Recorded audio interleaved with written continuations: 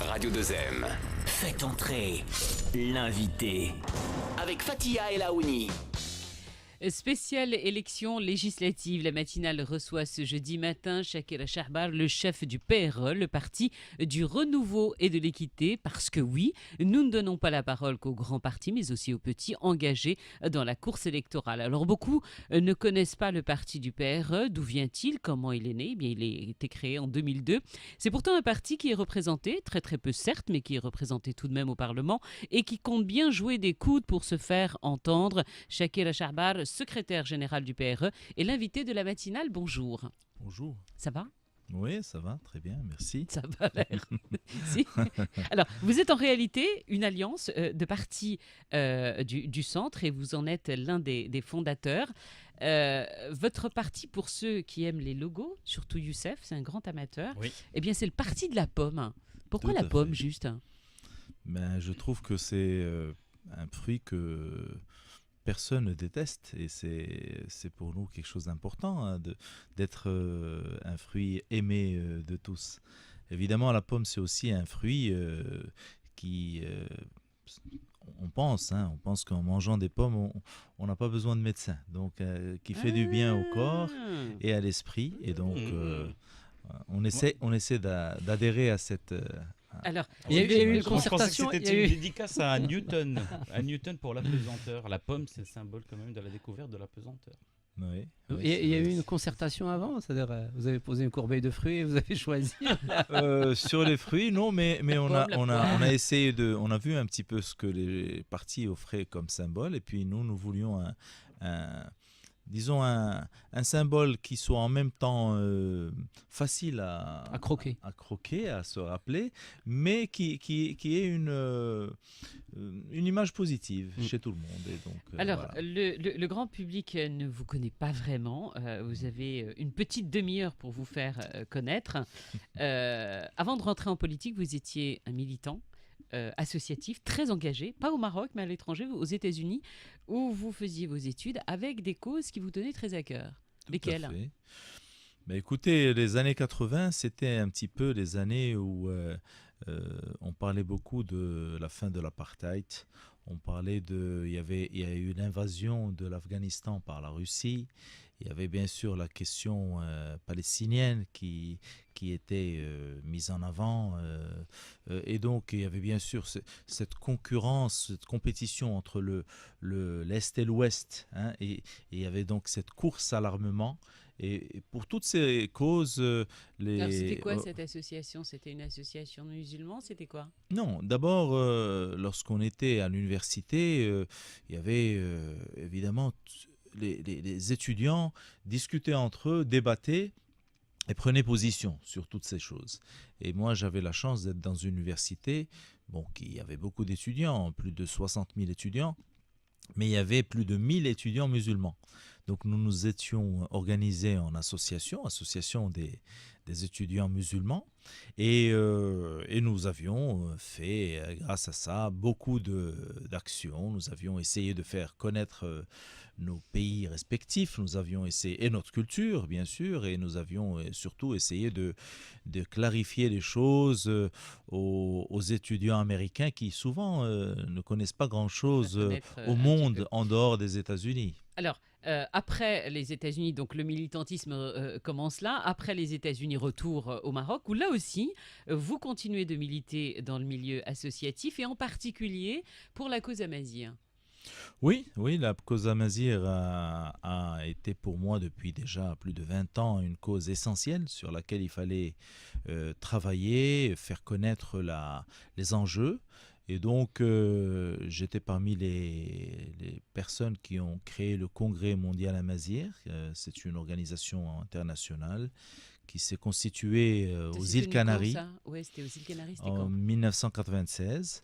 Et donc, c'était le début d'un long combat qui, Dieu merci, finalement, nous a permis aujourd'hui de non seulement reconnaître la langue amazigh sur le plan officiel, dans la Constitution de 2011, mais surtout d'avoir une vision autre sur l'identité du Maroc et des Marocains, et sur la culture qu'il faut réhabiliter, cette culture populaire dont une grande partie est aujourd'hui, disons, dans la sphère amazigh ou amazirophone. Alors, comment on passe de l'associatif à la politique on se dit quoi? On se réunit entre amis, on se dit allez, on va monter un parti politique? Non, je trouve que c'est tout à fait naturel. Lorsqu'on est dans la société civile, dans l'associatif, c'est évidemment, on s'intéresse à la chose publique, on s'intéresse à l'intérêt général et on essaie de faire avancer les choses. Et le vis-à-vis, généralement, ce sont les autorités, ce sont les lois, ce sont tout ce qui dépend finalement des politiques. Alors on engage généralement des débats, on ouvre un champ de concertation avec ces gens-là, mais à un moment donné, on se rend compte qu'on devrait être nous-mêmes de l'autre côté de la barrière, peut-être pour faire en sorte que les choses aillent plus vite. Excusez-moi, est-ce que ça veut dire que dans le milieu associatif, on n'est pas suffisant? Est-ce que vous voulez dire par là, dans le milieu associatif, on n'est pas assez entendu et qu'il faut franchir cette barrière? Moi, je pense que c'est bien de la franchir et peut-être de revenir à un autre moment vers l'associatif. Le travail politique est d'abord une vocation et une mission. Ça ne peut pas, pour nous, être un gagne-pain et sur lequel on peut faire carrière toute sa vie. On est là pour Vous parlez servir. de l'associatif ou du politique là? Je parle des deux en fait. Et la politique, tout comme il y a d'ailleurs aujourd'hui des professionnels de l'associatif, on voit des gens, par exemple, à la tête d'une association durant 40 ans. Pour moi, quand je dis une mission, ça veut dire qu'il faut se donner un temps bien défini pour essayer d'atteindre des objectifs bien précis. Et que finalement, si on réussit, tant mieux. Si on ne réussit pas, c'est pas grave, mais on aura fait l'effort. Et de sorte que les gens comprennent, parce qu'au Maroc, les gens malheureusement aujourd'hui ont le sentiment qu'ils ne sont pas eux-mêmes interpellés pour jouer un rôle dans la société civile ou dans la politique. Alors que J'aimerais bien, excusez-moi, mais oui. que vous parliez de vous et pas des gens, Oui, parce que les d'accord, gens, je vous justement, parlerai de ont moi. envie de vous connaître, vous, et on vous posera la question comme on a posé à tous les candidats qui sont Ouais. passés par là à la fin. On vous demandera pourquoi on doit voter pour vous. Mais juste avant, on aimerait bien vous connaître, vous, qui vous êtes, pourquoi aujourd'hui vous êtes en politique, pourquoi vous participez d'abord, votre parti, à ces législatives. Et dans l'ADN de ce que vous avez fait jusqu'à maintenant, c'est vrai qu'il y a ce grand militantisme associatif. Pourquoi un jour on franchit cette barrière? D'accord. Moi, je crois que mon expérience est partie d'un constat clair que beaucoup de Marocains, je faisais partie de ces Marocains, peuvent au Maroc vivre dans une sorte de bulle. C'est-à-dire que on vit au Maroc, mais si on est dans un niveau de confort particulier, eh bien on oublie le reste du Maroc et on se dit qu'on n'a pas besoin finalement de s'impliquer dans le problème des autres, dans ce destin commun qu'est le Maroc. Et pour moi, ce n'est pas possible. Pour moi, il est important de construire un Maroc uni, mais non pas un Maroc à plusieurs vitesses, ou un Maroc où les gens s'ignorent les uns les autres. Moi, je pense que on a un destin commun dans ce pays et que si nous voulons que notre pays avance, que notre pays puisse mener des grandes batailles pour être au niveau où nous souhaitons qu'il soit, nous avons besoin de nous impliquer. Et moi, en particulier, j'ai été interpellé pour m'impliquer de cette manière. Il n'y a pas eu d'anecdote dans ce processus, c'est-à-dire que là, vous parlez avec des grands mots, la bulle, les vitesses, etc. Mais vous, personnellement, est-ce qu'il n'y a pas eu un déclic au niveau personnel, parce que je comprends très bien votre idée derrière la pratique de la politique, c'est pour un monde meilleur, machin, etc. Ça, c'est peut-être commun à tous les politiques. Mais qu'est-ce qui a fait que c'est Monsieur Chekir Achabar qui a décidé de franchir le pas? Est-ce qu'il s'est passé quelque chose pendant votre scolarité, quand vous étiez aux États-Unis, ou peut-être ça remonte à plus Il tôt? aime bien faire le psy de temps en temps. Ah oui.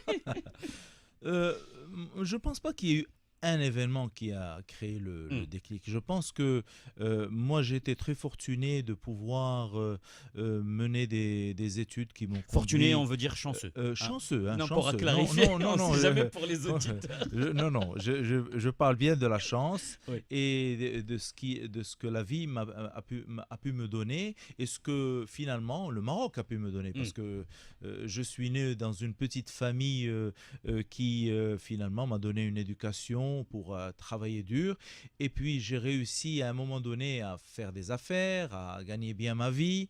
Et en même temps, je me rendais compte que c'était très difficile pour beaucoup de gens.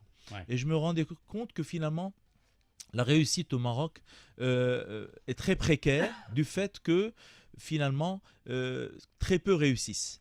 Et à un moment donné, je me suis dit, il est temps que je rende un petit peu Ce que le pays m'a donné. voilà, ce que la vie m'a donné, hein, le Ouais. pays, la vie, ma famille. Et j'ai senti, j'ai été interpellé par cela, d'autant plus que je me sentais très à l'aise dans le monde, comme j'ai dit, associatif, le monde où on travaille, on réfléchit aux problèmes communs, aux problèmes qui ne sont pas propres à nous tout seuls.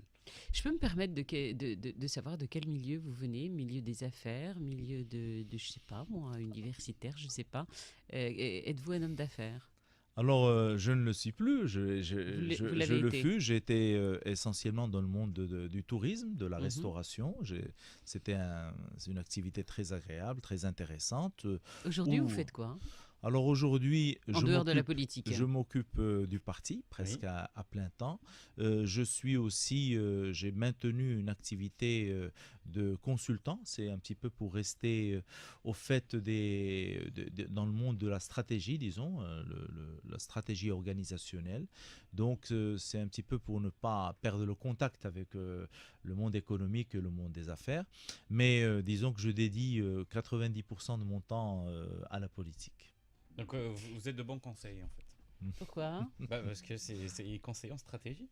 Je l'ai placé, quoi. Il fallait le faire. D'accord. Alors, quand vous avez démarré votre... il y a une question qui arrive en même temps. Je suis désolée, comme ça, Oui. on va privilégier les questions des auditeurs. Et quelqu'un qui vous dit, d'accord, mais aujourd'hui, vivez-vous vraiment de la politique ou est-ce que vous avez un métier? Lorsqu'on fait de la politique et que on ne fait pas, à mon sens, de la politique politicienne, c'est-à-dire on n'est pas sur une logique de populisme Un petit peu quand même. ou sur une logique de... Non, moi je parle de moi, hein, donc on n'est pas dans une logique de polémique. Il faut bien avoir des avis sur beaucoup de problématiques au Maroc.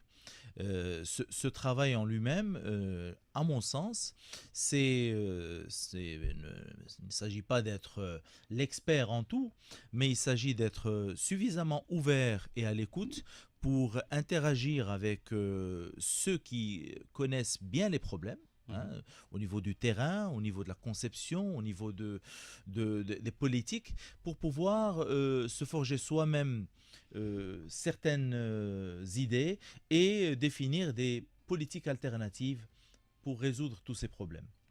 Pour moi, un politique doit être en mesure, à tout instant, de réagir aux problèmes que connaît son pays et de donner des réponses, non seulement un diagnostic, mais aussi de donner des réponses alternatives, des solutions alternatives aux problèmes qui se posent. Il y a quelqu'un qui est en train de vous écouter en ce moment Oui. et qui réagit et qui vous dit justement, vous êtes un petit parti politique, pourquoi parlez-vous comme les autres? Pourquoi vous ne faites pas la différence et sortir un petit peu de ce discours politico-politicien? Pourquoi Alors, vous n'êtes pas comme nous? Comme nous, j'aimerais bien savoir à quoi on se réfère lorsqu'on dit nous. Mais d'abord, moi, je ne suis pas un petit parti. Hein. Alors, je réfute cette appellation. Non, mais c'est face au grand mastodonte. Vous voyez bien ce qu'il veut dire. Grand par quoi? S'il s'agit d'être grand par le nombre d'élus, de mal élus, nous sommes un petit parti. Oui, nous ne voulons pas des mal élus dans notre parti. S'il s'agit de nous comparer sur les idées, nos politiques, à ce moment-là, moi, je n'ai aucun complexe d'infériorité par rapport aux pseudo-grands partis. Nous avons toujours défendu C'est pas ce qu'il en vous dit, en avant-garde. fait. C'est pas ce qu'il vous dit, si vous Oui. me permettez. Ce qu'il vous dit, c'est que peut-être c'est le discours politico-politicien, comme il dit, qui pèse, et d'avoir peut-être des politiques qui nous parlent plus simplement et donc plus abordables. Moi, je pense que, évidemment, lorsqu'on est dans les généralités, c'est difficile de comprendre ce que nous faisons. Mais je vais vous donner quelques exemples. Nous avons toujours été un parti avant-gardiste sur un certain nombre de questions. Par exemple, sur la question Amazigh, aujourd'hui, nous avons obtenu gain de cause. Sur la question de la régionalisation, en 2004, par exemple, nous avions opté pour une régionalisation avancée pour toutes les régions du Maroc, au moment où, lorsque nous voulions faire des conférences sur cette question, eh bien, il y avait quelqu'un qui détachait les posters, qui enlevait les posters qu'on mettait dans les rues et qui enlevait les banderoles pour se réunir à Dar Shabab pour discuter de ce problème. C'est-à-dire qu'on ne voulait pas, on ne nous permettait pas de parler de ce problème. Aujourd'hui, c'est dans la Constitution. Nous avons mené un combat qui aujourd'hui a donné ses fruits. Et nous étions les seuls. Hein. Mais Aussi... Est-ce que vous ne souffrez pas du même problème enfin, désolé pour la référence, mais pour la guerre froide, par exemple, quand Yuri Gagarin a été le premier homme dans l'espace, mais on ne se souvient absolument pas de qui est Yuri Gagarin, mais par contre, tout le monde connaît Louis Armstrong. J'ai dit Louis, pardon. Premier homme à avoir marché sur la Lune. Donnez-lui son saxon. Voilà, qui a joué. Quel est le rapport? Non, je veux dire, parce que vous parlez de choses que votre parti a réussi à établir, mais est-ce que vous communiquez assez là-dessus? C'est peut-être ça le problème, les gens ne sont pas au courant. Oui, mais il faut aussi comprendre quelque chose, c'est qu'en politique, il y a c'est des positionnements. Nous souhaitons nous positionner sur des questions avant-gardistes, sur des questions de société qui vont être résolues dans les années à venir et qui seront résolues d'une manière ou d'une autre. Alors pour que ces questions soient résolues, il faut bien que quelqu'un initie le débat, il faut bien que quelqu'un prenne position et fasse en sorte que les choses avancent. Par exemple, une question pour laquelle beaucoup de gens maintenant sont réticents de discuter, mais nous sommes convaincus que nous allons arriver à faire de la langue darija la langue officielle de travail de tous les Marocains dans quelques années. Nous travaillons sur ça, nous avons déjà décidé dans notre parti depuis déjà plusieurs années de dire que nous voulons que la darija soit une langue de travail et d'éducation au Maroc. Alors, nous travaillons sur ça et un jour on y arrivera. On m'arrête parce que lui il m'emmène sur la nationale là et tout le monde me dit mais là il est sur le programme le monsieur, finalement on l'a Oui, pas. c'est vrai, c'est vrai. Voilà. Je m'en excuse. Alors voilà, je le frappe. Voilà, la Alors, maltraitance dans la radio.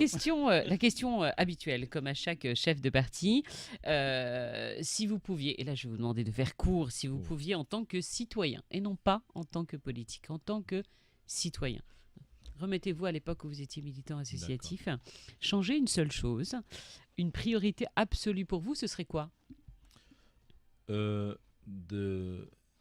faire en sorte que nous, tous les citoyens du Maroc, moi-même et tous les autres, ne soyons plus dégoûtés de la politique et nous soyons intéressés par la politique à nouveau. Voilà, un petit peu comme à la veille de l'indépendance du Maroc. De faire créer l'engouement, De faire en sorte qu'on y croit à nouveau et qu'on se dise, nous citoyens... Qu'est-ce qu'il faudrait faire pour y croire vraiment? Parce qu'aujourd'hui, nous avons tous les outils. Dieu merci, nous avons une constitution qui donne à chaque citoyen, par le droit de vote, par la démocratie, par la liberté de penser et de s'exprimer, de s'associer, de se réunir et de même manifester. Nous avons tous les outils pour, disons, construire notre démocratie. Maintenant, si nous sommes dégoûtés et si nous ne voulons pas la construire, eh bien, elle ne se construira pas toute seule. Vous pensez, vous, que le citoyen marocain est totalement dégoûté par la politique? Je pense que beaucoup sont totalement dégoûtés par la politique, par les pratiques des politiciens. Et je comprends. Mais je dis, j'espère qu'un jour, ces gens-là se réveilleront sans Parce que ce quand dégoût. on voit notre jeunesse, et il suffit de lire beaucoup les réseaux sociaux, ils sont passionnés par ce qui se passe dans leur pays.